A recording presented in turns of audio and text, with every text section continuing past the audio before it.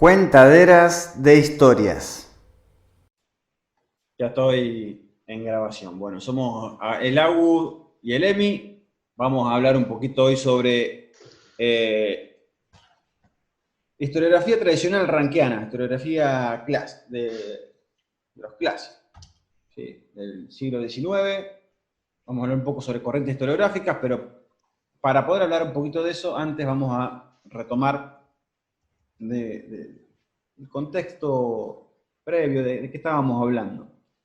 Podemos mencionar que en el siglo XVI, ¿sí? Es donde van surgiendo y desarrollándose, más que nada desarrollándose cierto espíritu moderno, humanista, renacentista, del reformismo, ¿sí?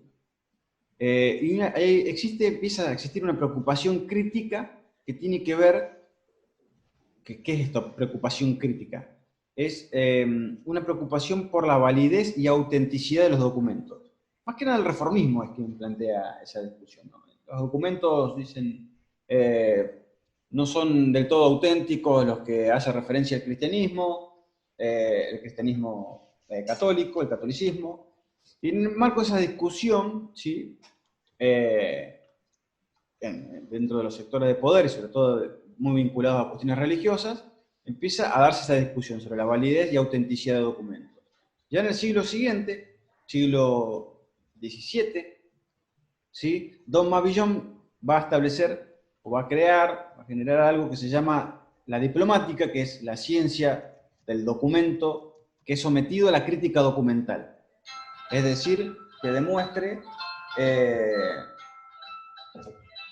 en este momento justo empieza a llamar la gente, la ciencia del documento sometido a la crítica documental. Es decir, que demuestre indicios materiales de... no entiende el chico. Que demuestre... Silencio, de derecho en silencio. Sí, le vamos a poner en modo avión. A ver si me lo toma ahí. Esto es radio en vivo, gente, así que sepan entender. Y eso que no le Eh, contaste que sea un intento. y esto que es el segundo intento, porque hace un rato estuvimos 40 minutos hablando, lo estamos... bueno, esto va saliendo como va a salir. Todo para el bien de la comunidad. Bien, Don Mabillon, siglo XVII. ¿De qué habla?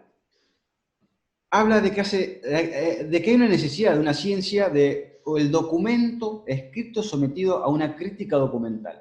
Vamos a criticar los documentos, a someterlos a un método crítico, donde nos dé indicios de si son auténticos o si son falsos. Pero también en ese siglo XVII es donde se empieza a desarrollar ciertos vínculos de la historia con intereses correspondientes a la planificación, a la gestión del Estado. Tiene que ver con la demografía histórica, el estudio del Producto Nacional Histórico, el estudio de estadísticas, ¿sí? Y trabajar con fenómenos de masas, ¿sí? En términos probabilísticos y estadísticos. Por una cuestión de gestión de recursos, como denominarían ellos. Estas preocupaciones prácticas pasan a ser, en el siglo ya XVIII, preocupaciones que tienen un trasfondo más teórico. Vico, Montesquieu, Voltaire son las primeras personas que se van, primero registros documentados de preocupaciones en ese siglo que vinculan a la historia como una disciplina científica y que empiezan a hablar de ciencia, historia, ciencia, empiezan a vincular esas cuestiones. Y Voltaire justamente lo que plantea es que la historia es necesario que sea una disciplina científica como lo son las ciencias físicas, como lo son las ciencias exactas. El abordaje histórico también se va vinculando hacia lo sociológico, hacia lo económico, ¿sí? Por la cuestión de las necesidades que van desarrollándose en estos decadentes o en este último tiempo de los estados absolutistas. ¿Sí? Estamos hablando de Europa occidental, ¿sí? Más que nada, y la preocupación en esas sociedades y en esos estados. Las preocupaciones tienen que ver ahí con la esperanza en una historia científica y laica, ¿sí? es una preocupación que tiene que ver con vínculos más teóricos, ¿sí? Y de la vinculación de la historia con la ciencia. Y ya en el siglo XIX vamos a hablar del siglo del auge de la historia. Es un siglo de desarrollos técnicos, instrumentales, científicos. Ya había habido desarrollos técnicos con el método crítico, pero hay otros tipos de desarrollos también en lo que tiene que ver con el registro de fuentes. ¿Sí? También se da una recopilación masiva de fuentes históricas en instituciones nacionales. Estamos hablando de que es un siglo donde van desarrollándose y ya haciéndose concretos los estados-nación modernos burgueses en Europa occidental, y que cada uno de estos estados va haciéndose para sí una recopilación masiva de fuentes históricas guardadas en sus instituciones nacionales. Vamos a empezar a hablar de historias nacionales también. ¿Sí? Eso con respecto al contexto que va llegando, ¿sí?, hacia el siglo XIX. En este siglo XIX es donde se va a desarrollar una historia tradicional, considerada rankiana, clásica, ¿sí?, donde el objeto de estudio es básicamente el Estado, la política. ¿Sí? Todo lo que tenga que ver en torno a las cuestiones que tengan que ver con lo estatal, con lo oficial, ¿sí?, ¿no?, y las políticas, los personajes políticos distinguidos en el ámbito político, y también historia de las iglesias y historia de las guerras, pero también vinculadas todas en el marco del Estado. Una tarea de ese historiador, esa tarea es la de narrar fielmente los acontecimientos, ¿sí? La tarea ahora del historiador es dedicarse a una narrativa donde se detalle fielmente los acontecimientos, y en la recuperación de los datos, ¿sí?, es narrar tal cual como aparece escrito, ¿sí? Esto nos plantea justamente un criterio epistemológico concreto, es decir, ¿por qué queremos narrar fielmente los objetivos? Narrar fielmente los acontecimientos, porque postulamos ser objetivos en ese sentido. Vamos a ser objetivos, vamos a narrar fielmente los acontecimientos, y acá no va a intervenir ni la ideología, ni la filosofía, ni la subjetividad particular. Hay una definición epistemológica de un conocimiento que es válido. Es conocimiento válido aquel que es objetivo. ¿Y cómo? A través de esta presentación, de esta narración fiel, ¿no? Sus fuentes son documentos escritos, oficiales, gubernamentales, históricos. Y en esta definición vamos a resaltar de que las fuentes son fuentes letradas, son fuentes escritas. Es decir, lo que ocurre en sociedades donde no predominan las letras, no tiene una forma de expresión en términos letrados, o lo que ocurre antes de la invención de la escritura es prehistoria, por ejemplo, y lo que ocurre en sociedades de tipo de expresión oral, donde predomina la expresión oral, no serían sociedades con historia. ¿Sí? Estamos hablando porque no tienen no tienen una fuente a la cual apelar, por la cual sostener que históricamente ocurrió tal o cual acontecimiento, hecho o proceso. Este enfoque, el enfoque que tiene esta corriente historiográfica tradicional, es desde arriba, está planteado desde arriba, desde las instituciones y personajes del poder.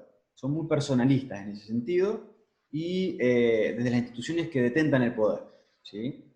En este caso estamos hablando del Estado, ¿sí? Del Estado como institución, instrumento, ¿sí?, de las clases dominantes, y desde los personajes destacados a través de la historia, ¿sí? Y las familias reales, y vamos a hablar de personajes distinguidos en la historia. Y por último, dos cositas. Su modelo de explicación está centrado en cuestiones de acontecimientos, acciones singulares, personales, ¿sí?, batallas específicas, acontecimientos específicos, y van buscando relaciones entre esos acontecimientos, ¿no?, en una historia lineal, que van considerando una historia es más universal, ¿no?, donde se supone que hay una concatenación, cuando digo concatenación, estoy diciendo una sucesión de acontecimientos de causas, consecuencias, causas, consecuencias. Esto es causa, y esta es su consecuencia, que a su vez esa consecuencia es causa de nuevas consecuencias. Lo van entendiendo en forma lineal al tiempo, ¿sí? Y esta disciplina, entonces, entienden que la disciplina histórica es unidisciplinaria, ¿sí? La historia tiene que ser abordada por historiadores profesionales que se dedican a la historia. No, de a poco se va desvinculando de los estudios que tengan que ver con la economía, que eso le corresponde a los economistas, o a la política. A la política sí, pero no a los estudios que tienen que ver con la sociedad, por ejemplo. Eso le va a corresponder más a otra disciplina. Y ya entramos entonces de lleno con esta historiografía tradicional, rankiana, ¿sí? Que da su nombre rankiano a Leopold von Ranke como un referente, hoy lo consideremos alemán, referente alemán, de esa historiografía. Es quien se encarga de dar los principales postulados teóricos para el estudio historiográfico en el siglo XIX, y que se sigue reproduciendo igual en el siglo XX, o que sigue teniendo una continuidad o ciertas recuperaciones en el siglo XX. Esta historia tradicional, rankiana, clásica, ¿de qué se trata? Bueno, ya habíamos visto de estos criterios espaciotemporales, lineales, ¿no? De una historia en términos lineales, y estos términos lineales son también evolutivos, ¿sí? Donde se van desarrollando y van evolucionando de repente ciertos elementos o fenómenos, donde el fenómeno principal en esa línea de tiempo, por decirlo de una manera, el motor de esa línea que va configurando esa línea de tiempo, es justamente el Estado. Y hay cierta intencionalidad también, y hay cierta búsqueda de resaltar a la cuestión del Estado-Nación como sujeto de la historia. El sujeto de la historia, recuerden bien, siempre es el Estado. Y la pretensión es estudiar entonces la historia de esa evolución del Estado, ¿sí? Que es el hilo conductor histórico. Y estudiar sus principios de crecimiento y de desarrollo, ¿sí? Cómo fue desarrollándose y evolucionando hasta el punto más evolutivo, que es el actual, que es el Estado moderno, el Estado-Nación moderno, burgués, ¿sí? En un contexto muy particular, sobre todo el que estaba viviendo von Ranke. Que me parece que eso también es quería decir recién, ¿por qué se usa el término historiografía rankiana a la historiografía que también se le conoce como historiografía tradicional, digamos? ¿Por qué se transformó en un referente tan claro, digamos, ¿no? ¿Qué rol tuvo, digamos, en Alemania y para el mundo esa forma de hacer historia? Recién el Emi hacía una descripción de lo que es toda la forma de hacer historia, la metodología que va a usar, digamos, de la que se va a armar la historiografía tradicional para construir la historia. Y decíamos, digamos, que el objeto es la pelea, es un gran cambio en la historiografía tradicional y es un gran avance desde el punto de vista de profesionalización del método histórico, profesionalización, y es como, y Levi lo decía también, lograr que la historia sea una ciencia, digamos, el rol de la historia como una ciencia más, y que desde ese punto de vista, digamos, va a profesionalizar su metodología y va a buscar esa objetividad o ese lugar de ser historia oficial, historia científica, y cómo Ranke va a tener un rol, digamos, en este proceso de unificación nacional de Alemania, va a jugar, digamos, y va a hacer historia, digamos, oficial, porque de última instancia, buscando el objeto de estudio de la historia, a lo que vamos, digamos, ¿cuál es el objeto de estudio de la historia tradicional? ¿Cuál va a ser decir que es el objeto de estudio? Es toda la actividad humana, digamos, eso va a ser la historia. Y toda la actividad humana después de la escritura. Entonces ya no es, empieza a hacer distinciones. Después de la escritura, uno es un humano para la ciencia tradicional, una persona a la que la historia le compete estudiarte. Y no solo eso, sino que voy a decir, después de la escritura y historia. Y no solo después de la escritura, sino en la organización estatal de la sociedad, ahí empieza la historia. Entonces, prácticamente que empieza a ser la historia de la civilización moderna, digamos, es la historia tradicional, digamos, el objeto de estudio de la historia tradicional, y el Estado como la forma organizativa civilizada, legítima, digamos, de la actividad humana, digamos. La actividad humana tiene que terminar en un Estado moderno, digamos, hacia eso va y a partir de ahí hay historia. Y si no hay un Estado moderno, no hay historia. No llegaste, estás en un desarrollo todavía atrasado en el proceso histórico, digamos, ¿no? Se va a marcar ahí esa diferenciación. ¿Querés decir Claro. algo de mí? Sí, de ahí la diferenciación clara cuando decimos historicismo clásico, ¿no? Eso se define historicista en el sentido de que la palabra, la categoría historicismo se contraponía en ese contexto a naturalismo, y que estamos hablando de una historia, el historicismo hace referencia a la historia humana, ¿sí? Claro. A la historia de la cultura, de la La historia humana civilización. viene después de la escritura, viene cuando conforma la forma de organización del Estado, no cualquier forma organizativa de un grupo social, sino del Estado, y lo demás lo puede estudiar, digamos, la ciencia natural, historia naturalista, lo que dice Levi, ¿no? Lo estudian los otros, digamos. A la historia le va a competir el desarrollo del Estado, el desarrollo post-escritura. Entonces, eso es por un lado va a tener, digamos, los límites que se desprenden, digamos, de lo que estoy diciendo, y por otro lado, lo van a llevar a los historiadores nacionalistas o tradicionales a buscar esto de crear la historia oficial del Estado. En un momento de ascenso burgués, en un momento de ruptura, digamos, con las formas organizativas feudales o monárquicas, la consolidación de estados unificados va a llevar a construir mitos. Y esos mitos, mientras más legítimos sean, más cohesión nacional se crean, fundan, digamos, ¿no?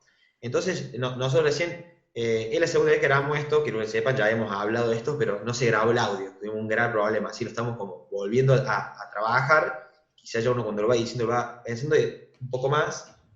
Decíamos de que Alemania, Ranke, como alemán, llegan tarde Alemania, digamos, al proceso de colonización que se está dando mundialmente, digamos, que ya se venía dando, digamos, hace por lo menos 200 años, pero digamos que Alemania no tenía todavía una unificación nacional al momento que se estaban distribuyendo el mundo, las potencias, digamos, del momento, digamos, Francia, España, Inglaterra, y que eso va a dar una suma importancia de construir esa historia nacional, esa historiografía que les dé una identidad como alemanes. Nosotros retomamos textos que vemos en primer año, que seguramente ustedes también lo vieron, por eso vamos a esos textos, la discusión entre Ratzel y Vidal, digamos, un francés y un alemán, pero digamos, y ahí hablaban de la nacionalidad, y el concepto de nacionalidad no era el mismo en los dos, ¿no? Nosotros acá hacemos generalizaciones, pero sepan que siempre hay particularidades, ¿no? Entonces, para Vidal, toda persona que se sienta francés, que adhiera a los ideales de la Revolución Francesa, que entienda lo que es un francés. No importa tanto dónde esté, si él adhiere a esos valores, digamos. Porque Francia tenía colonia por todos lados y estaba conquistando. Alemania, que llega a la unificación nacional más tarde, va a decir, le va a dar un rol, y Ratzel dice, el territorio hace a la persona, hace a la identidad, hace al alemán, a los valores de nuestro lugar y de nuestra cultura. Entonces le va a dar un rol y un peso al territorio mucho más grande de la forma de pensar, digamos, la nacionalidad en Francia, digamos. Entonces también esta forma de, esta profesionalización y esta institucionalización de la forma de hacer historia, que van a ser un gran avance con respecto, digamos, a los mitos, digamos, o a los relatos históricos que venían antes, que no pasaban por todos estos procesos que dijo Lemi, todas estas metodologías de hacer historia que dijo Lemi, van a significar, digamos, un cambio, digamos, y una profesionalización, digamos, ¿no? Entonces que va a darle un carácter científico desde ese punto de vista al análisis de fuentes, a la construcción de los relatos, digamos, en este marco histórico, digamos, que se empieza a consolidar la historia como ciencia, la pelea de la historia como ciencia, como relato totalmente legítimo. Ahí tomo lo que estás planteando, Agus. La historia ya no es de aficionados ni una historia subjetiva. Es una historia científica. Una historia que tiene una legitimidad en las ciencias mismas que, bueno, en el siglo XIX también va habiendo un ambiente de esperanza positiva, ¿sí? O positivismo con respecto a la evolución de las ciencias y la legitimidad que ofrecía también el hecho de tener un carácter científico. También quería retomar algo que había mencionado recién el Agus cuando dijo, bueno, estaba haciendo referencia a que las grandes potencias, ¿no? Estaban yendo por la conquista imperial, ¿sí? En el mundo, y que Alemania de repente no era Alemania, sino una serie de ducados y de reinos dispersos, ¿sí? Necesitaba fundamentar, en primer lugar, una unificación posible que le diera un poder para poder concretarse en un Estado más amplio y en poder lugar salir a la expansión territorial también, ¿sí? Para eso necesitaba, cuando hablamos en primer lugar de grandes potencias, esto tiene que ver con un planteo rankiano, ¿sí? Que tiene que ver con una idea de un Estado evolucionado, ¿sí? El Estado-nación burgués es un modelo de evolución de un Estado, ¿sí? Al cual deberíamos aspirar entre los distintos reinos y pasar a conformarnos como un Estado, sí, como un Estado-nación, que es diferenciado de otros estados, que ya es jerarquizado en ese sentido.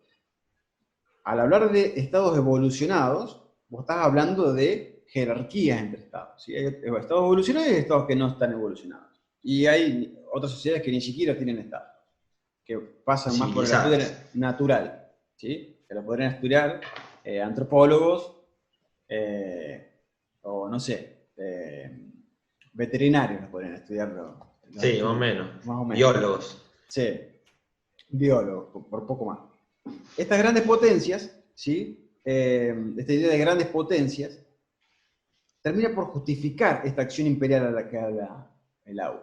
Nosotros ahora somos Alemania y como retomando a Ratzel en lo que es geografía, es el territorio el que determina a la población, a la gente.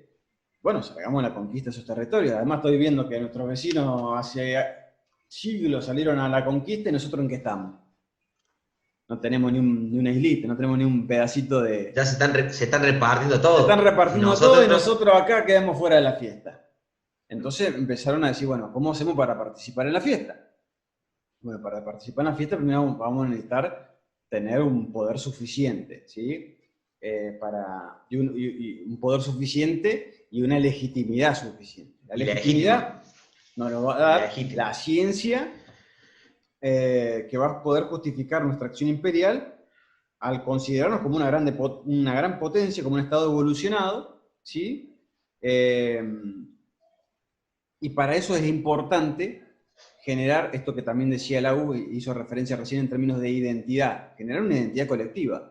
Bueno, la identidad que se va dando también en los otros estados-naciones, esa identidad nacional, que va vinculando a un estado nacional. Un aprovechamiento, digamos, de las ventajas del método científico, digamos, ¿no? Que es casi te diría una perversión, digamos, de la cientificidad del Renacimiento, digamos.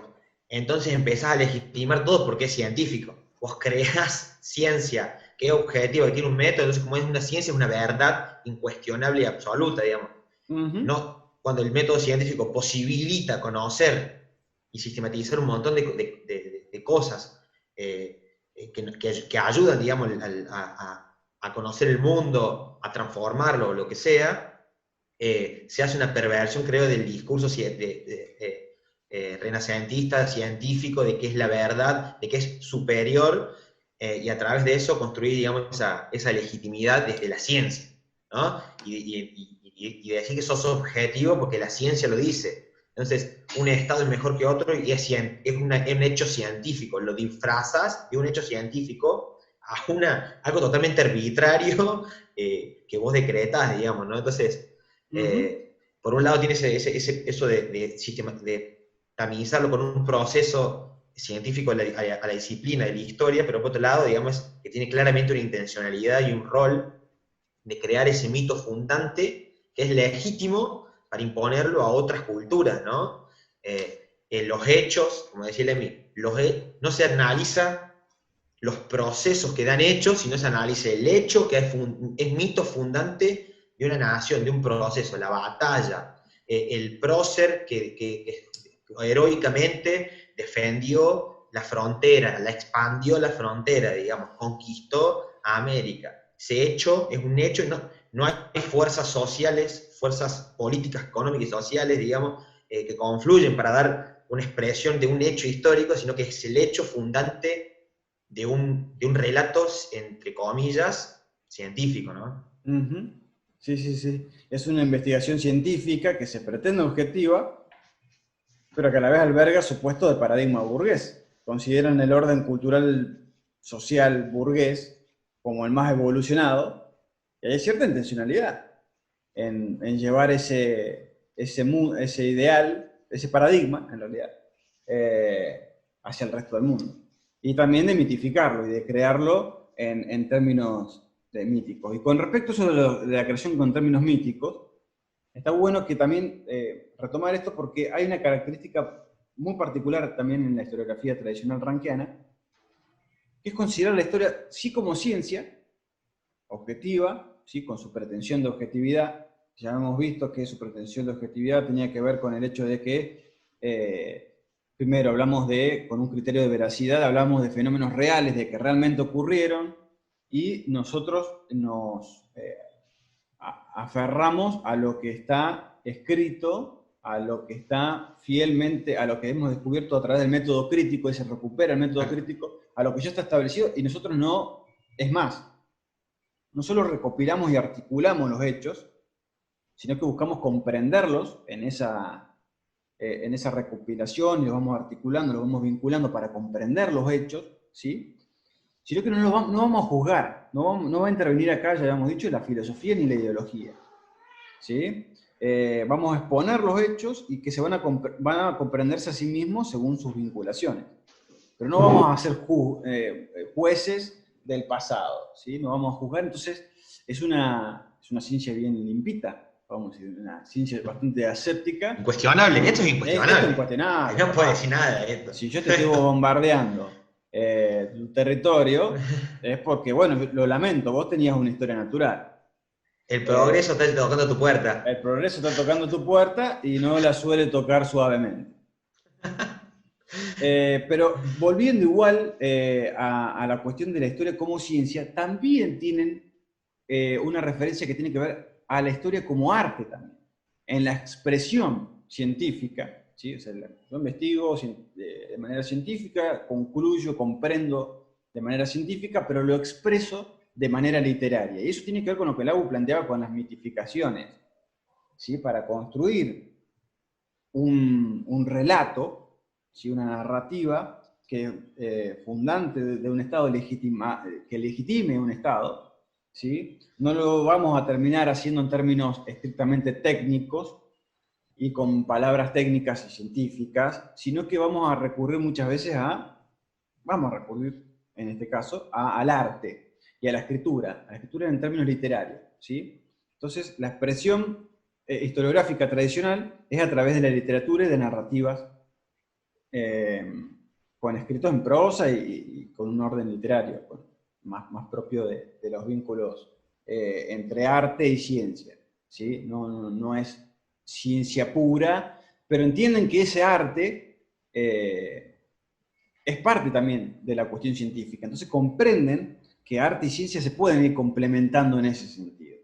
Lo cual, eso sí me parece que es bastante destacable como pregunta o para retomar en las cuestiones o en las discusiones históricas, si ciencia y arte son algo netamente separado, que no se pueden conjugar, o que efectivamente siempre se están conjugando, cuestiones que tienen que ver con la ciencia y cuestiones que tienen que ver con el arte.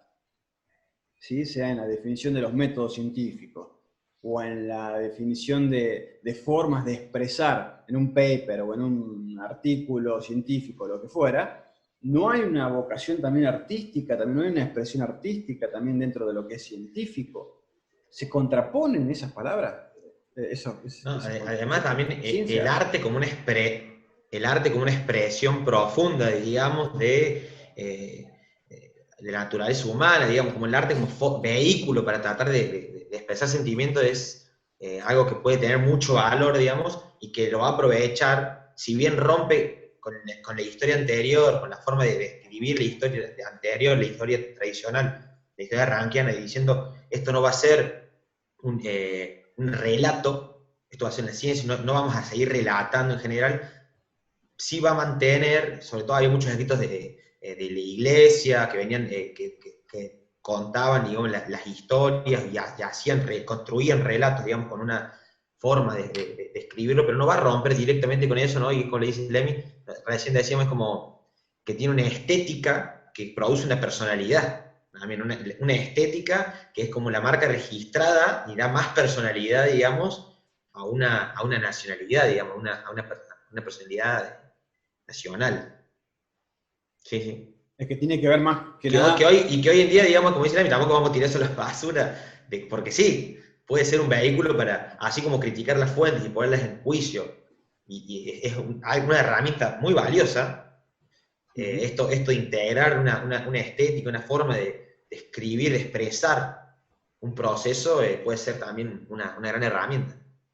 Sí, sirvió como, y sirve, termina y continúa sirviendo como herramienta para dar de una manera una explicación o para poder tener una llegada, ¿sí?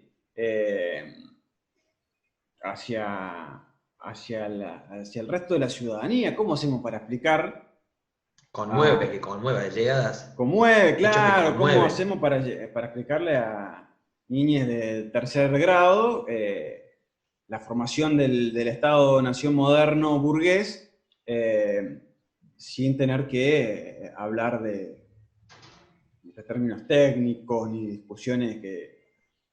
No, muchas veces apelamos al arte y a una forma narrativa que también no solo se ve en el ámbito educativo o en los actos escolares, también eso se puede ver en los medios de comunicación, cómo ese arte se va recuperando para el fortalecimiento, en muchos casos, de esa narrativa del origen, cuál es el origen de nuestro Estado-Nación, cuál es el origen de nuestra identidad, que nos identifica, por ejemplo, como argentinos. ¿Sí? Eh, como si hubiera un elemento, y que efectivamente lo hay para esta historiografía, hay un elemento que nos va identificando como argentinos, y es el territorio que compartimos y que está organizado, administrado y articulado en sí a través del Estado-Nación.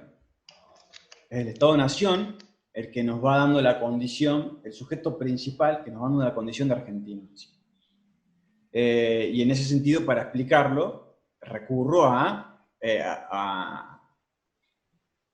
recursos literarios, ¿no? Apelar a cuestiones que tengan que ver más con una identificación con otros sujetos y no con un ámbito más elitista. Si me pusiera a expresar en términos técnicos, de que, bueno, los mercaderes en la segunda década del siglo XIX, mercaderes en el virreinato del Río de la Plata necesitaban recursos para poder, estaban viendo limitados sus posibilidades de enriquecimiento por las retenciones en la aduana o por el establecimiento de un régimen económico monárquico. No, yo ya no te escucho más. Heroicamente a la batalla, sacándonos al opresor de encima, nos Claro, sí. independizamos.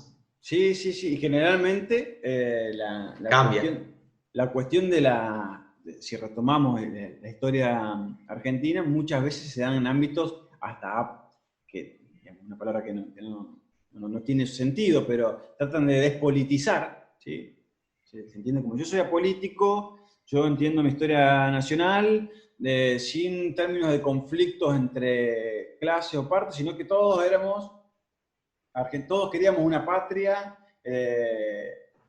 para el bien del pueblo, como si fuera un algo unificado, ¿sí? Y enmarcado en un Estado centralizado, ¿no? El Estado argentino, y de repente no hay discusión, no hay discusiones políticas, no hay contradicciones internas, no hay nada de eso. No hay fuerzas y no hay fuerzas sociales, No digamos, hay fuerzas que converjan, sociales, no que hay... después van a ser críticas o aportes a la historia después, digamos, ¿no? De este surgimiento de la historia tradicional, digamos. Bien, creo que en ese sentido estamos en líneas generales con lo que hemos visto como historiografía tradicional, rankeana, clásica. Ya después vamos a ver otras corrientes historiográficas que ponen en crítica, ¿sí? A esta historiografía. Ya destacamos, bueno, por qué por qué lo llamamos rankeanos, ¿sí?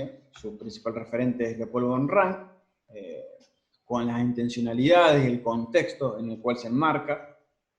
Y esto se va a dar más que nada en el siglo XIX, se sigue reproduciendo, pero bueno, en otras conversaciones vamos a seguir con otras corrientes que van a empezar a tomar esto que acabamos de plantear como algo para poder tener como punto de partida para discutir. Es el Estado, Excelente. el hilo conductor, es realmente la historia una disciplina unidisciplinaria, es nuestra búsqueda en ser objetivos y en esa objetividad es narrar fielmente los acontecimientos. Ese es el enfoque que tenemos que tener desde arriba. Estas son las fuentes, estas son las tareas del historiador. Un montón de preguntas que vamos a ir viendo en las siguientes conversaciones. Le mandamos un gran saludo, un gran abrazo. Esperemos que no haya sido muy tedioso. Y bueno, dudas, consultas, esas cosas, a Bueno, Misetich. Mises, Eso, nosotros nos desligamos de eso, no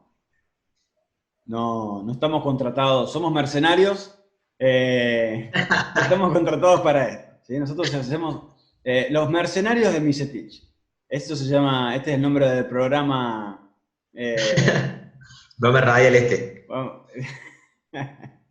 Tal cual. Un abrazo grande, que anden muy bien y nos Vamos. estamos hablando pronto.